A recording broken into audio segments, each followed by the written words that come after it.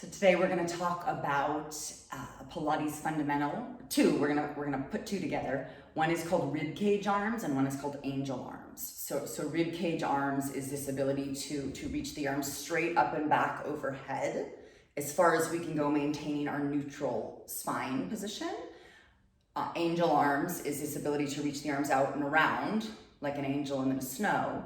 Again, stabilizing the shoulder girdle, stabilizing the rib cage, and maintaining our neutral position in our spine. So most of this stuff is easiest and to feel when we start on our back. Of course, we'll incorporate it into upright positions eventually, but we're gonna start on our back. And if when you lie down, you guys, and this is a lot of us because of so much tension in the shoulders and so much technology work, like kind of hunting forward over technology, that our shoulders are so tight, our chin jets up, and we're weight bearing kind of on the top and back of the skull. So I want you to feel that the whole back of your head is on the mat, and a lot of us can't do that without putting something under our head. So if you need to use a folded blanket or a towel,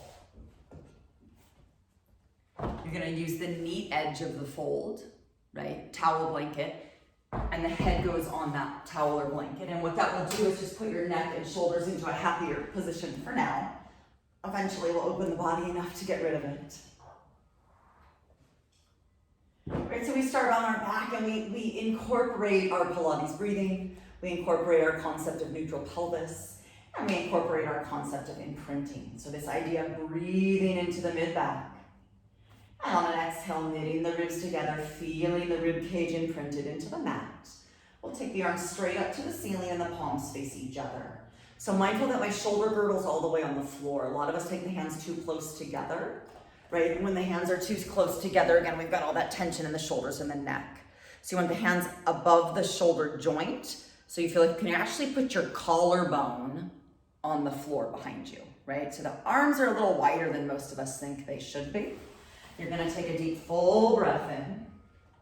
And on an exhale, you're gonna start to reach the arms back by your ears. And a lot of us won't get all the way there. So you wanna go as far as you can without letting the ribs pop up off the mat or the shoulders creep up into the ears. Inhale, the arms come back up to the ceiling. My shoulder girdle's planted the whole time.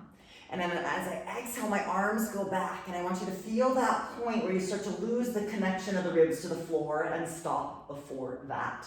So you're stabilizing the rib cage to move the arms. Inhale, the arms come to the ceiling. And exhale, the arms go back overhead. Mindful when the arms lift that you're not creeping the shoulders into the ears. So the shoulders stay sliding down. There's space between the shoulders and the ears.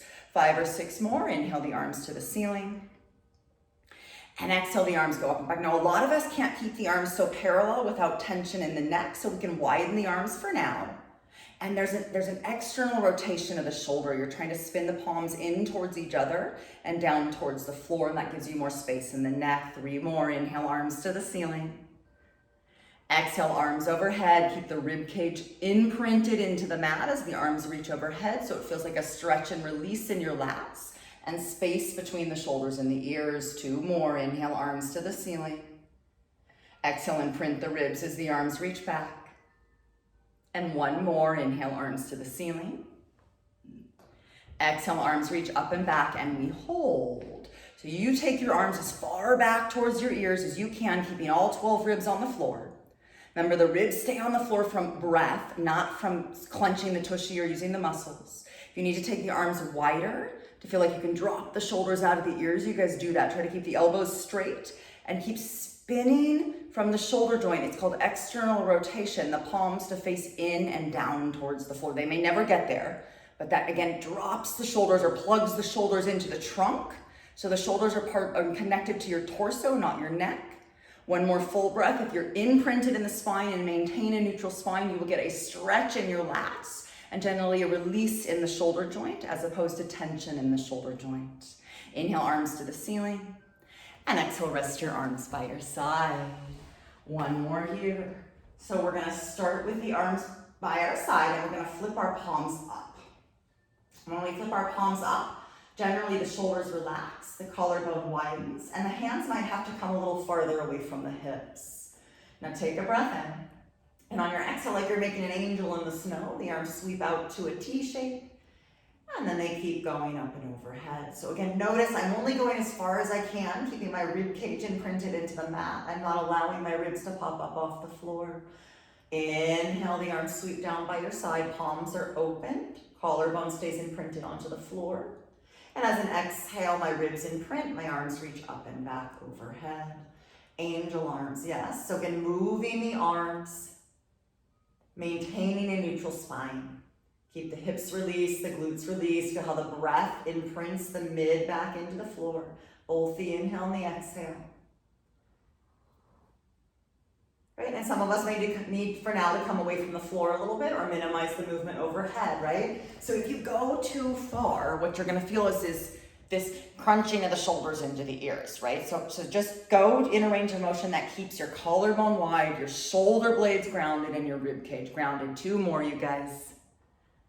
And 1 more. So once again, we're learning to kind of connect our arms to our shoulder blades, to our trunk.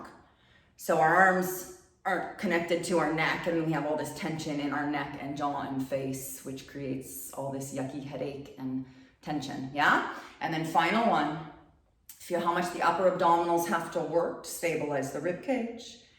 And then arms come down and release. Awesome. So again, starting this movement on the floor, trying to maintain that neutral spine, using the breath, using the imprinting. It's called subscapular rhythm, how the scapula, humerus bone, and collarbone kind of move together as a unit. And the more core stability and fundamentals we have as far as rib cage closure, neutral pelvis, breathing, the more mobility we're going to end up with in the shoulder joints, because we have something to stabilize our shoulder blades on, our stable core. So you guys play with it in all the other movements, exercises, and I'll see you soon.